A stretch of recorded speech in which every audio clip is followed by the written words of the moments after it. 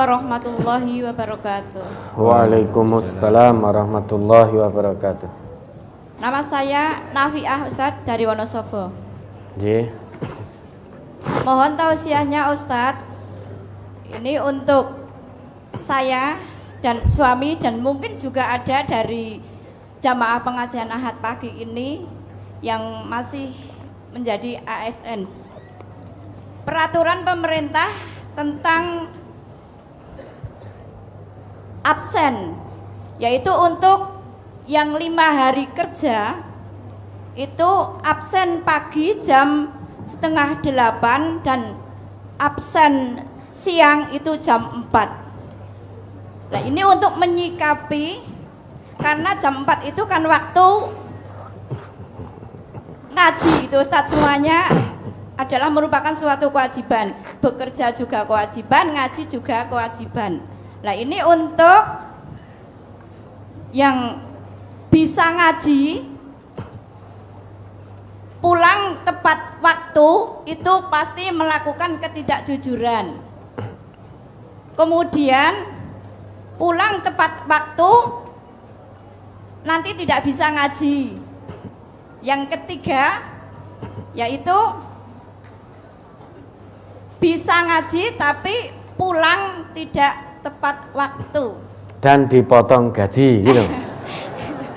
Tuh, itu yang pertama Ustadz. Kemudian yang kedua, mohon tausiahnya Ustadz, ini apabila ada Ustadz atau Ustazah yang menyampaikan dakwah, tapi di dalam dakwahnya itu yang menjadikan contoh dirinya sendiri, itu bagaimana? Boleh atau tidak?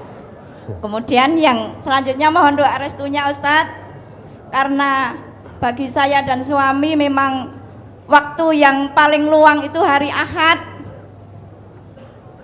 Saya agar bisa mendatangi pengajian Ahad pagi ini setiap Ahad, mohon doanya agar saya diberi rezeki yang berkah, sehat dan selamat. Amin. Assalamualaikum warahmatullahi wabarakatuh. Terima kasih atas Waalaikumsalam warahmatullahi wabarakatuh. Ini nasihat untuk kita semua. Ya. Apa memang prakteknya seperti itu toh Bapak Ibu? Yang ASN yang harus fingerprint. Ya toh, kapan jenengan pulang awal tanpa pemberitahuan, jam 2 absen, jangan terus isoh ngaji gitu. Sehingga tertulis absennya. Kalau itu yang dilakukan ya bohong. Meskipun bisa ngaji. Untuk melakukan satu kebaikan, jangan dengan satu kebohongan. Kalau memang aturannya jam 4, jenengan jangan fingerprint jam 2, pulang duluan atau titip pada teman juga tidak bisa. Itu berarti satu kebohongan. Untuk berbuat baik, kenapa harus diawali dari kebohongan, dari kemaksiatan?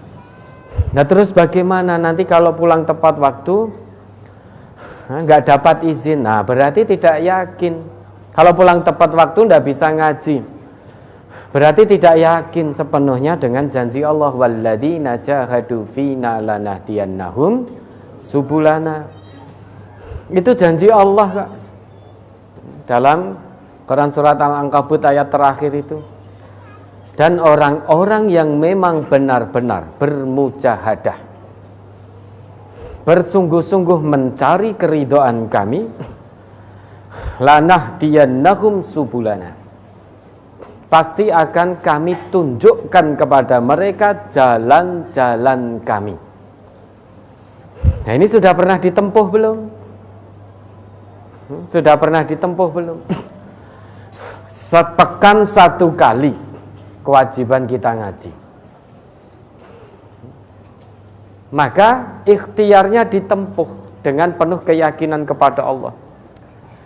Kalau toh harus dipotong gaji, ya enggak apa-apa, yang penting bisa ngaji. Yang penting bisa ngaji. Makanya kita ngaji ini warga MTA yang tergabung di cabang, ngajilah di cabang yang terdekat. Kalau memang rumah kita di sini misalkan kita kerjanya di luar kota, kalau sepulang kerja kita harus pulang ke rumah dulu baru gabung ke cabang, sehingga ngajinya sudah bubar, berarti jenengan ngaji di dekat rumah jenengan tidak bisa, maka ngaji di dekat tempat kerja. Namun jangan tinggalkan muamalah dengan masyarakat, dengan warga yang ada di majelis dekat rumah panjenengan, meski status ngajinya ada di dekat tempat kerja. Muamalah serawungnya dekat rumah tetap harus dijalankan. Ya, sehingga misalkan pulang jam 4, jenengan ngaji di majelis dekat tempat kerja, jenengan bisa fingerprint terus pulang langsung menuju majelis dan langsung ngaji. Lah ini ngajinya ngasar di tempat. Nah, misalkan begitu kan ada yang jadwal ngasar di tempat. Ya, komunikasikan yang baik. Pangapunten saya izin ya, ngasar di tempat. Dereng saged. Saya ngasar di kantor misalkan, tapi habis asar saya langsung menuju tempat majelis. Tempuh dulu secara maksimal. Atau kalau tidak, minta izin. Lah itu izin kepada siapa? Sistem. Lah nanti kalau tidak ada, resikonya potong gaji dan lain sebagainya dan lain sebagainya. Yakinlah itu tidak akan terjadi kalau kita mujahadah sungguh-sungguh mencari keridhaan Allah. Potong gaji ini itu, kalau kita niat sungguh-sungguh lillahi ta'ala, Allah yang akan jaga. Lanahdiyannahum subulana, Allah akan tunjukkan pada kita jalan-jalan keluar. Tinggal sejauh mana keyakinan kita kepada janji Allah. Meskipun janji Allah ini saat ini belum bisa masuk ke nalar kita. Wah, kan pakai sistem, nanti kalau nggak fingerprint ketahuan, nanti dipotong gaji, nanti bisa dipecat dan lain sebagainya dan lain sebagainya. Ya. Yakinlah Allah sudah siapkan yang terbaik. Kalau toh harus dipecat, yakinlah kalau kita bersungguh-sungguh mencari ridho Allah, berarti Allah telah siapkan jalan yang lebih baik daripada hanya sekedar menjadi ASN. Kita tidak punya waktu ngaji. Padahal tadabbur Quran ini wajib, jadi ASN itu tidak wajib. Ar-Razzaq itu Allah, rezeki dari Allah itu bukan hanya ketika jadi ASN saja. Jadi ASN waktunya habis sehingga untuk ngaji tidak ada waktu. Berarti itu tidak baik untuk akhirat kita. Memang betul bekerja itu wajib, ngaji lebih wajib. Dalam sepekan kita sudah bekerja berapa hari? Dalam sepekan hanya 1 hari kita ngaji.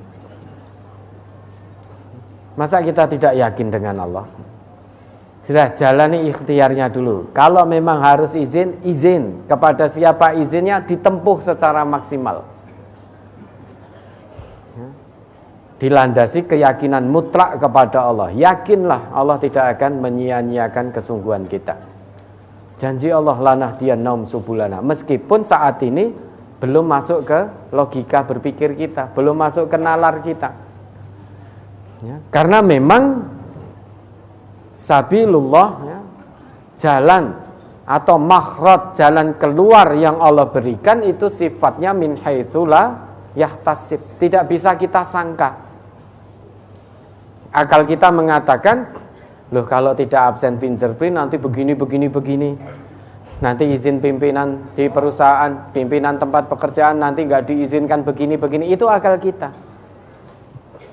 Tapi kalau kita landasi keyakinan mutlak pada Allah, coba ditempuh itu bismillah, hanya mengharap ridha Allah. Oh, kita akan membuktikan lanahdiyannahum subulana. Allah akan berikan jalan-jalan keluarnya yang tidak pernah terlintas oleh nalar kita. Itu janji Allah. Yang punya hati manusia itu siapa? Allah. Maka cukup mudah bagi Allah menggerakkan hati pimpinan pekerjaan untuk memberikan izin pada panjenengan. Mudah sekali bagi Allah. Maka kedepankan Allah, yakini Allah, tempuh dulu.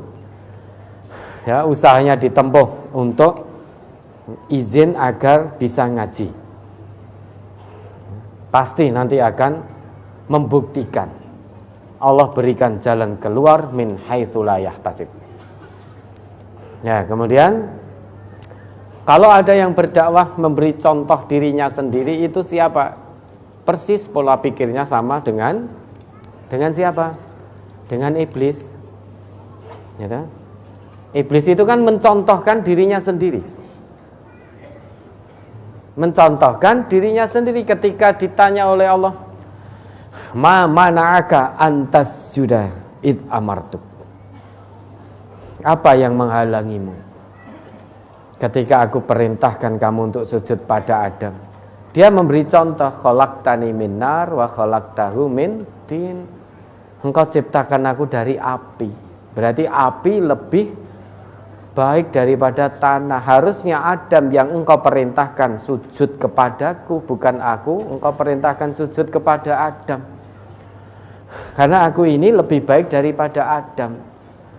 Maka kalau ada ya, dai-dai memberi contoh kebaikan dan kebenaran tentang dirinya sendiri, ya, tanpa disadari, dai yang seperti itu sebetulnya gila hormat, gila julukan. Ingat, ini salah satu yang termasuk dari 3 golongan yang nanti akan mendapat putusan pertama kali di hari kiamat. Nabi kita bersabda, inna awwalan nas yuqda yaumal qiyamati alaihi rajulun ustushhida fa'arrafahu ni'amahu fa'arrafaha. Nanti manusia yang akan diberi putusan pertama kali pada hari kiamat, yang pertama adalah orang yang mati syahid. Kemudian orang mati syahid ini dibawa dihadapkan pada kenikmatan-kenikmatan mati syahidnya. Dan dia mengakui. Kemudian Allah berfirman, "Fama amilta fiha?" Apa yang telah kamu lakukan terhadap kenikmatan-kenikmatan itu? Dia mengatakan, qataltu fika hatta stushhidtu. Aku berperang untukmu wahai Allah sampai aku terbunuh mati syahid. Kata Allah, kadzabta, kamu bohong. Allah itu enggak bisa ditipu. Kamu bohong. Walakinnaka qatalta li ayyuqala jariun. Tetapi kamu berperang, tujuanmu bukan untukku, tetapi agar kamu dikatakan pemberani, kamu dikatakan pahlawan. Faqad qila. Gelar itu, julukan itu telah kamu dapat. Sekarang masyarakatmu dulu telah mengeluh-ngeluhkanmu sebagai pahlawan, sebagai pemberani. Summa umira bihi fasuhiba ala wajhihi hatta ulqiya finnar. Karena julukan dunia itu tujuanmu sudah kamu dapat. Lah sekarang di akhirat kamu enggak mendapat bagian. Maka perintahkan kepada malaikatnya, diseret atas wajahnya, lemparkan ke api neraka. Itu orang yang mati syahid. Tapi tujuannya berperang bukan untuk Allah, agar dikatakan sebagai pahlawan, sebagai pemberani. Yang kedua, wa rajulun ta'allamal ilma wa 'allamahu wa qara'al Qur'an fa'utiya bihi fa'arafahu ni'amahu fa'arafaha. Seseorang yang belajar ilmu agama dan mengajarkan ilmu agama, kemudian seseorang yang ngaji Al-Quran, dibawa dihadapkan pada kenikmatan-kenikmatan itu, ditanya oleh Allah, fama amilta fiha, apa yang telah kamu lakukan? Orang tadi mengatakan ta'allamtul ilmu wa 'allamtuhu wa qara'tu fikal Qur'an. Aku belajar ilmu din dan mengajarkan ilmu din, dan aku ngaji Al-Quran hanya untukmu wahai Allah. Apa jawab Allah? Kadzabta, bohong kamu. Walakinnaka ta'allamtal ilma liyuqala alimun. Tetapi kamu belajar ilmu agama, mengajarkan ilmu agama agar kamu dikatakan seorang alim, agar kamu dikatakan seorang ustadz yang berpengaruh, agar kamu dikatakan sebagai seorang ustadz yang kondang, dai kondang, mubalik kondang, kiai kondang, dan seterusnya. Dan kamu ngaji Al-Quran, wa qara'tal Qur'an liyuqala huwa qari'. Kamu ngaji Al-Quran agar kamu dikatakan, dielu-elukan sebagai seorang yang pandai membaca Al-Quran. Kamu belajar cara baca Al-Quran agar dielu-elukan. Tujuanmu agar dikatakan bahwa aku ini orang yang pandai baca Al-Quran. Kamu menghafal Al-Quran bukan untukku, tetapi tujuanmu menghafal Al-Quran agar kamu dielu-elukan masyarakatmu, agar masyarakat mengatakanmu sebagai seorang hafid. Faqad qila, semua itu sudah kamu dapatkan. Manusia, orang-orang sudah mengatakan kamu sebagai ustadz kondang, mubalik kondang, ustadz mubalik, kiai, dai yang berpengaruh. Dan orang-orang sudah mengatakan kamu seorang yang pandai membaca Al-Quran, kamu seorang hafid. Faqad qila, tujuanmu sudah kamu dapatkan. Nah sekarang di hadapanku, ya, di akhirat, karena tujuanmu bukan untukku, maka Allah perintahkan, fa umira bihi, summa umira bihi fasuhiba ala wajhihi hatta ulqiya finnar. Allah perintahkan pada malaikatnya, seret dia, dieret-eret di atas wajahnya, kemudian lempar masuk neraka. Ini Nabi yang mengatakan. Termasuk ketika ngisi tanpa sadar, memberi contoh. Bapak Ibu, istiqomahlah dalam qiyamul lail. Insya Allah kados kula niki le, seperti saya ini loh. Ini nuwun sewu pangapunten, bukan untuk tujuan riya, bukan untuk tujuan sum'ah.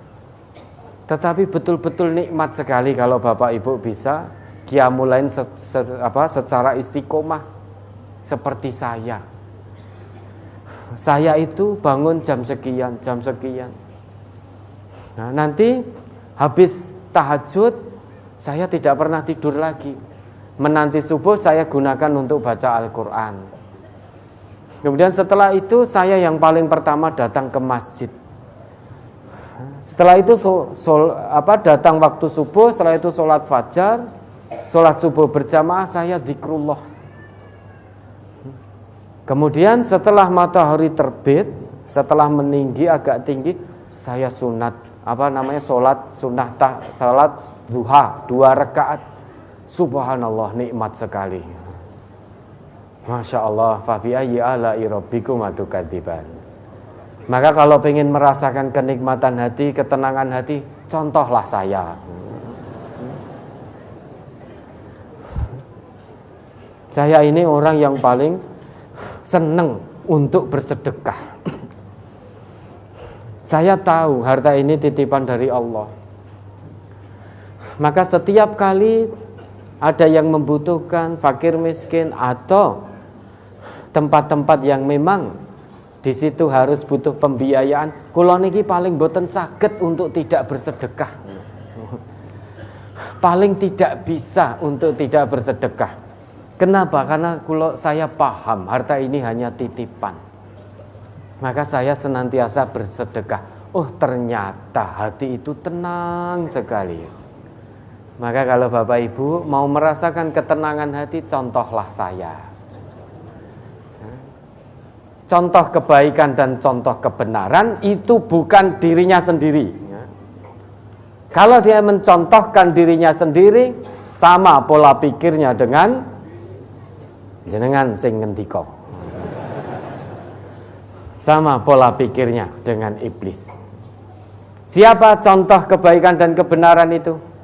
Rasulullah. Laqad kana lakum fi Rasulillahi uswah hasanah liman kana yarjullah wal yaumal akhir wa dzakarallaha katsira.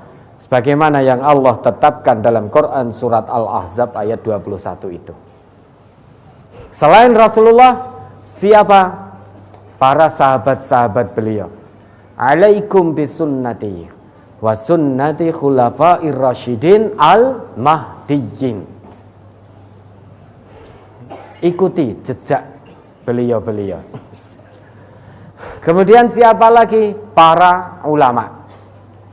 Ulama itu siapa? Warasatul anbiya, pewaris para nabi. Meski tampilannya prejengane kaya ulama, tapi kalau yang keluar dari lisannya tidak sesuai Quran, tidak sesuai dengan sunnah, maka jangan diikuti, jangan dijadikan contoh. Itu hanya tampilan ulama dari tata lahirnya saja. Allah tidak akan lihat tampilannya. Apakah dia pakai baju takwa, baju koko, apakah pakai surban, apakah pakai gamis, apakah pakai sarung, apakah pakai batik, apakah pakai celana jin, dan lain sebagainya. Allah tidak lihat itu. Yang Allah lihat apa? Hati dan perbuatannya. Maka kalau kita tentang kebaikan dan kebenaran, jangan diri sendiri yang dijadikan contoh. Kebaikan dan kebenaran itu contohnya adalah Rasulullah, contohnya adalah para sahabat-sahabat beliau. Belum tentu orang yang kita nasihati dosanya lebih banyak daripada kita. Ya tak? Belum tentu. Mungkin saja dosa kita lebih banyak daripada orang yang sedang kita nasihati. Masa kita menjadikan diri sendiri sebagai contoh kebaikan? Wong dosa kita lebih banyak yang daripada yang kita nasihati. Masa suruh contohlah saya, nek kono ngerti gah dosamu keh. Terus gimana? Maka kebaikan, kebenaran itu contohnya Nabi, bukan diri sendiri. Kalau diri sendiri sombong, takabur, menjadikan dirinya sendiri sebagai contoh, itu sombong dan takabur. Sama dengan iblis. Maka contohnya adalah Nabi, para sahabat-sahabat beliau, dan ulama yang betul-betul menjadi pewaris para Nabi. Ya, sudah? Cukup.